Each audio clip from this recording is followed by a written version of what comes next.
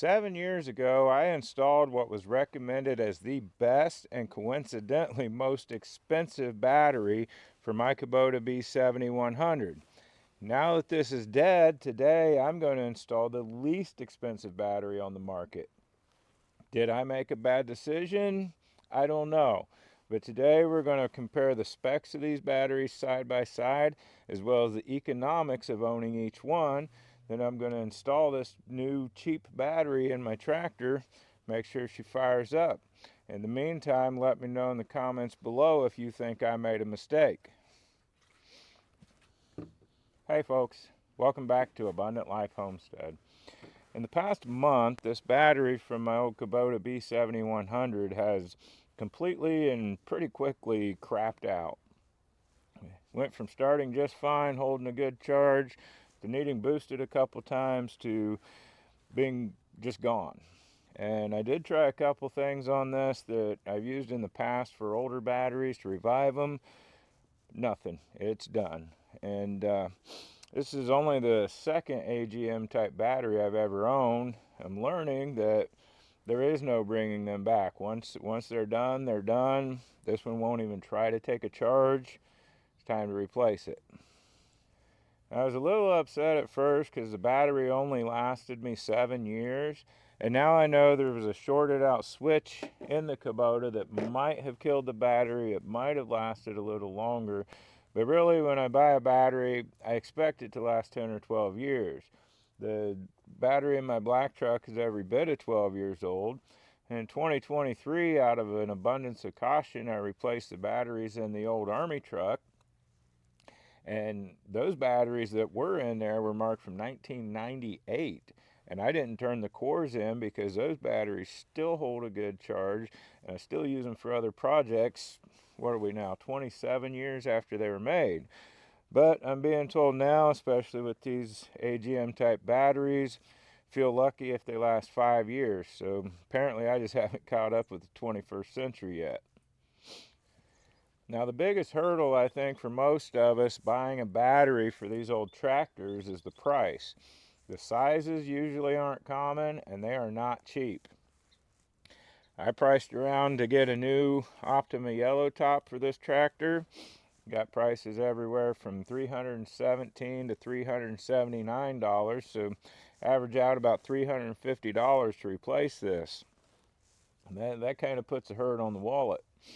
Advanced Auto Parts, they had this size in one brand. I think it was the Die Hard Platinum. They wanted like $260 for their version of the battery.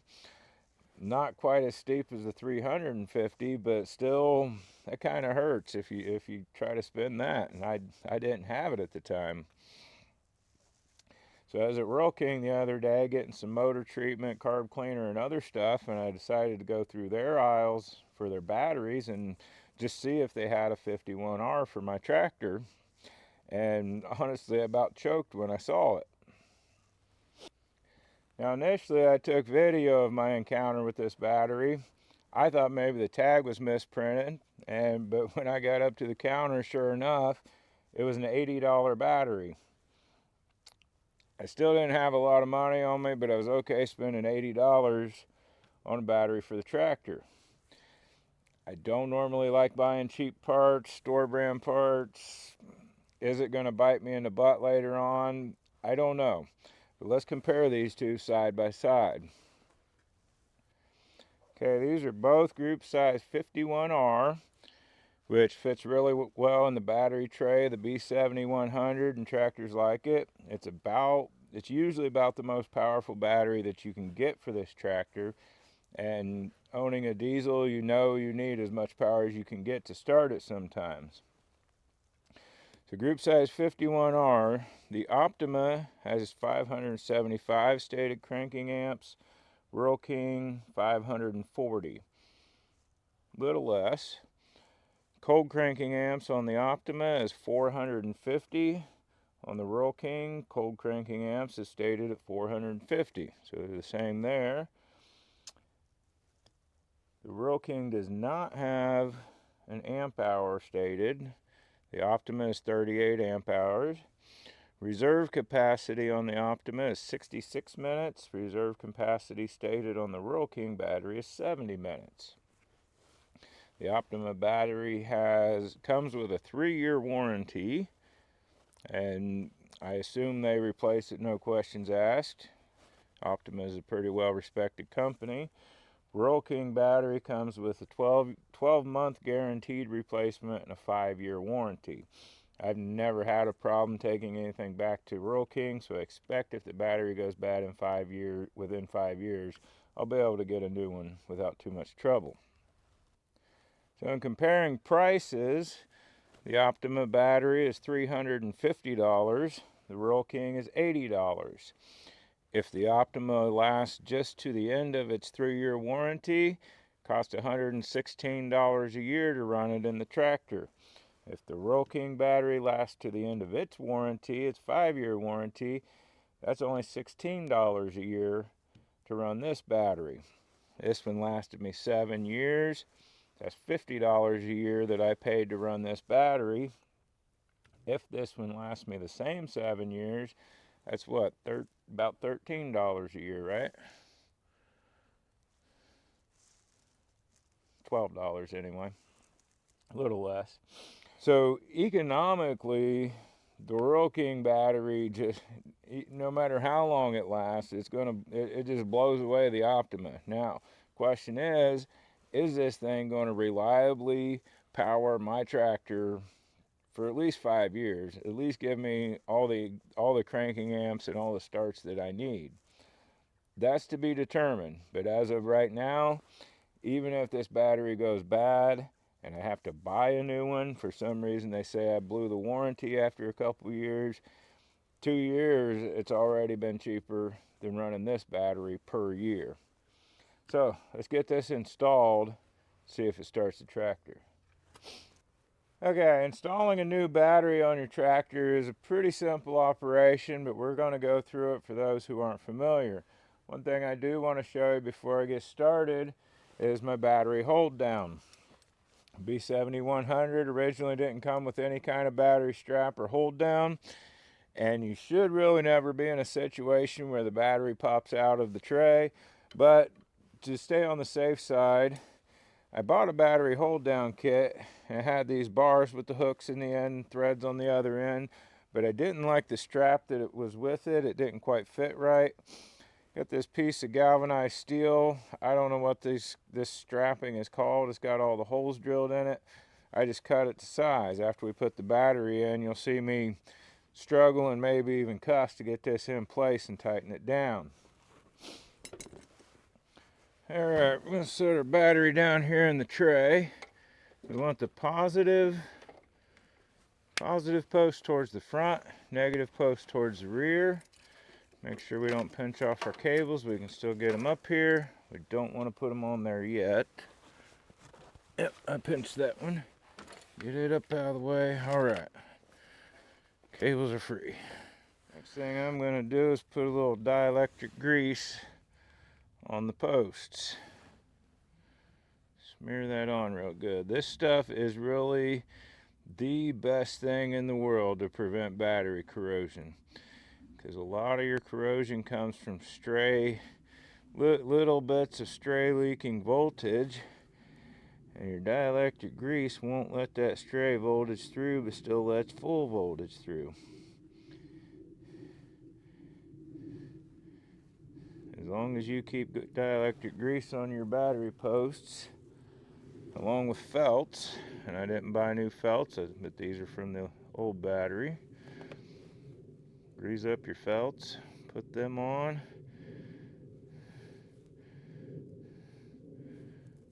Do this once and your battery will never corrode.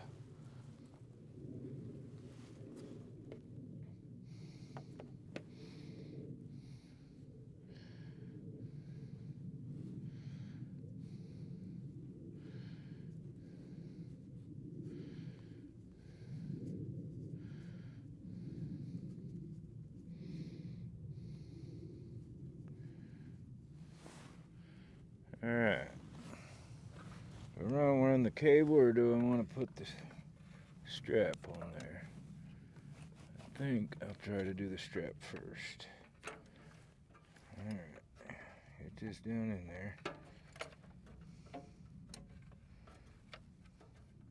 I got the wrong side. There we go. Now it's in. Just want to make sure that's turned towards the battery tray. And I can't tell you why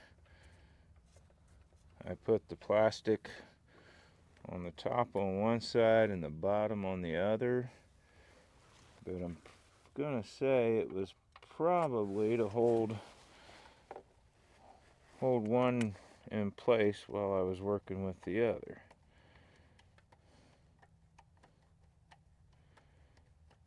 Because the one with the plastic on the bottom, wherever you move that plastic, this bar doesn't fall below it. So that was probably my line of thinking 7 years ago, I would assume. That battery's is good and secure, it ain't going nowhere.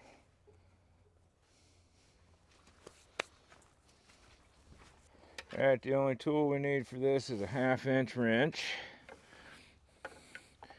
We want to do our negative post first.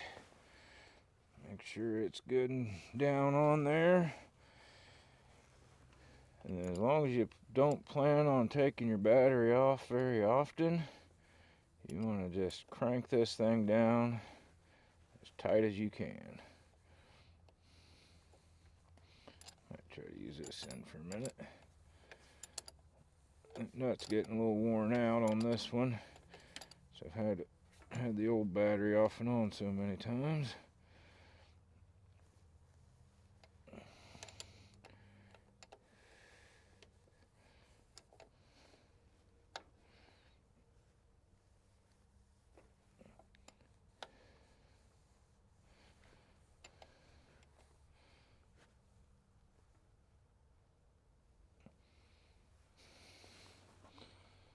Yep, we got a good solid seal on that.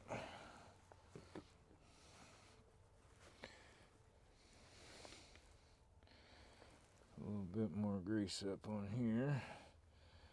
If I remember right, I don't think the plastic shield down in there, I don't think it'll fit over the post.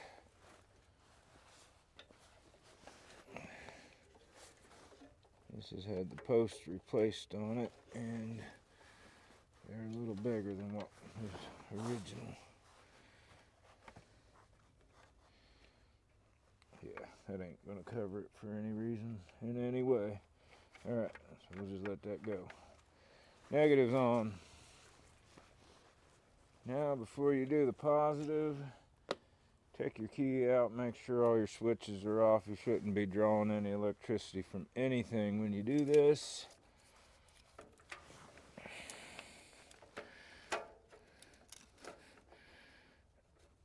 That needs stretched out a little bit.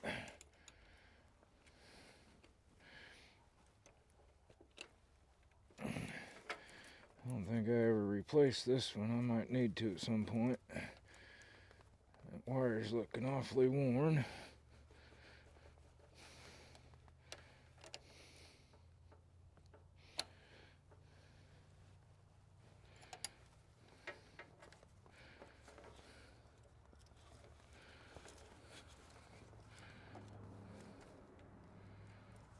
Oh yeah, I really should replace that. Look at that. I would have had it upside down, but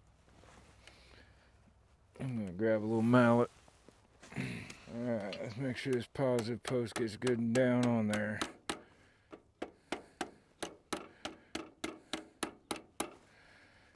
Okay. I don't like that wire. I think we're going to be replacing that sometime this spring. Sounds like a plan to me anyway. I wonder if the plastic fits over this. This might be the original. Because this one's brass and that one's lead or antimony or whatever it is.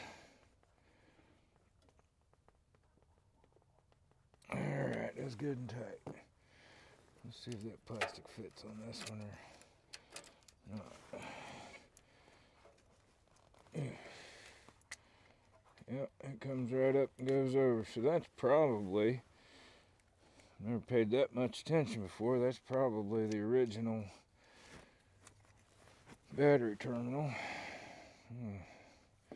Smear a little grease on it, cover it up, and call it done.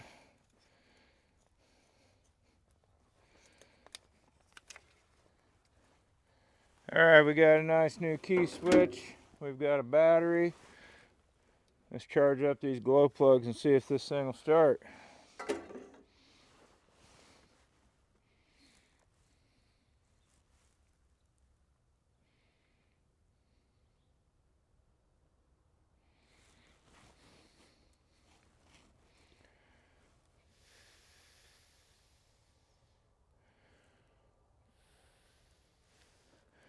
This should be good.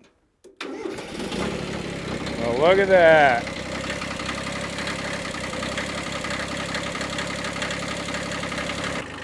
Well, there's one good start out of what hopefully becomes several hundred, even thousands out of this cheap battery. I think I'm going to draw this video out for a little while. We've got several days coming up that are going to be below zero at sunrise. We'll come out each morning, fire it up without ever using a trickle charger or anything. See if the battery holds up see how it holds up after that first week below freezing. And then time will tell beyond there.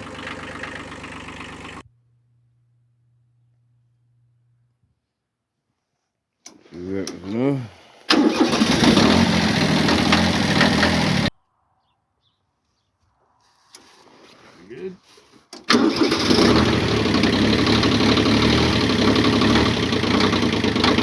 A little warmer this morning, right at 32 degrees.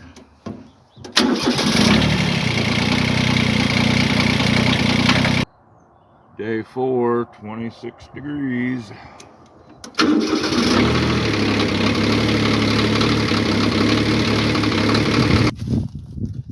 22 degrees this morning. Ice on everything. Very windy. Need to break the ice off the throttle shaft there.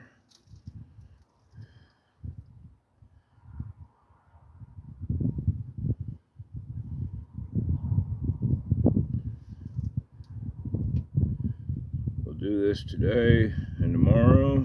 Tomorrow we'll check the battery and we'll check the charging system.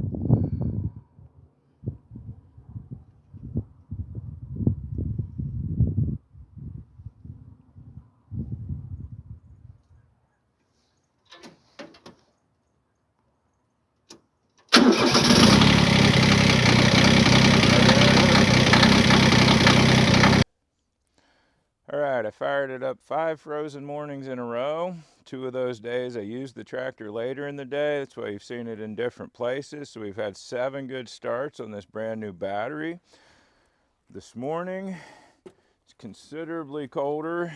About 7 degrees when I started setting up.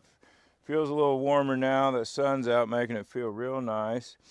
What I want to do before we start it this morning is we're going to test the voltage of the battery. And then when we fire it up, we're going to test the voltage coming out of the charging system, because that's one thing I've not been able to test this winter because I didn't have a good battery. And I could normally do that on a multimeter, but I think for purposes of the camera's going to be able to see the readout on the charger better than a multimeter.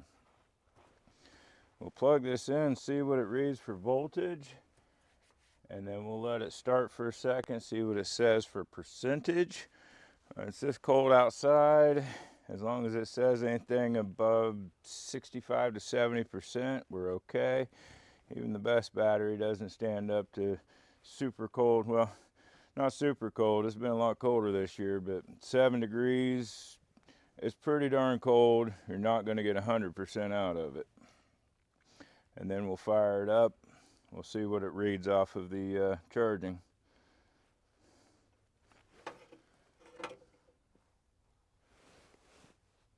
.4 volts. That looks great. See if we can make sure we got enough shade the camera gets to see that. Turn it on at the 2 amp. 67%. We're just a little bit over the 65. I'm not going to let that run. We learned that mistake on the Farmall. Even off a slow charge, when it's this cold, we boiled over a battery. Let's warm up these glow plugs.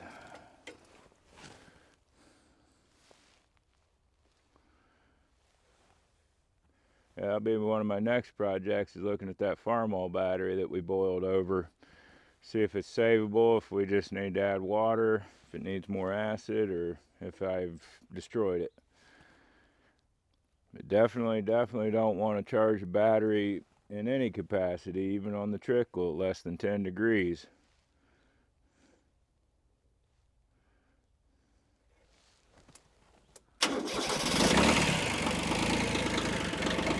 Alright.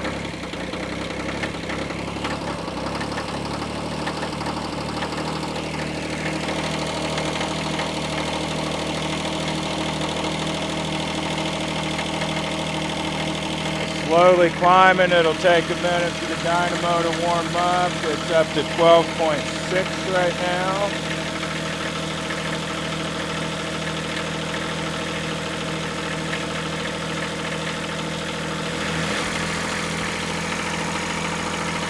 $13.6. This should stop somewhere between 13.8 to 14.2, 14.3. 14.0.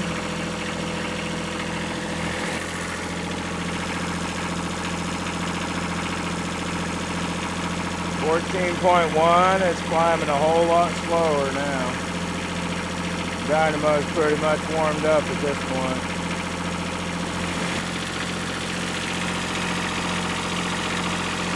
Been at 14.1 for a few minutes. I think that's good. I'm gonna call it done. Well, there you have it, folks. We compared the old expensive battery to the new cheap battery best we could. Got that new one installed in the Kubota. It's firing up just fine now. After several freezing days, the battery's still holding its charge just fine. And even added extra testing the charging system of the tractor just to make sure it's working. I don't know what more tests I could do without making this video stretch out several years of time. For now, I'm happy that I bought a cheap $80 battery for my tractor. If it lasts 2 years, economically it's been better for me than buying the more expensive battery. Now 2 years from now, if it craps out and they don't honor the warranty because they said I did something and I've got to buy a new one, even though it was economically better, I might change my tune if I'm left stranded, not able to use my tractor when I need it. We'll see what happens down the road. But for now, that's all I got for you. Appreciate your comments. If you found this video interesting or useful, make sure you give it a like. If you find yourself coming back to my channel watching multiple videos, hey, do us both a favor, hit that subscribe button. Otherwise, until next time, keep on nourishing your dreams, cultivating your passions, embracing the beauty of God's creation. Hope you have a wonderful and blessed day, and we'll see you then.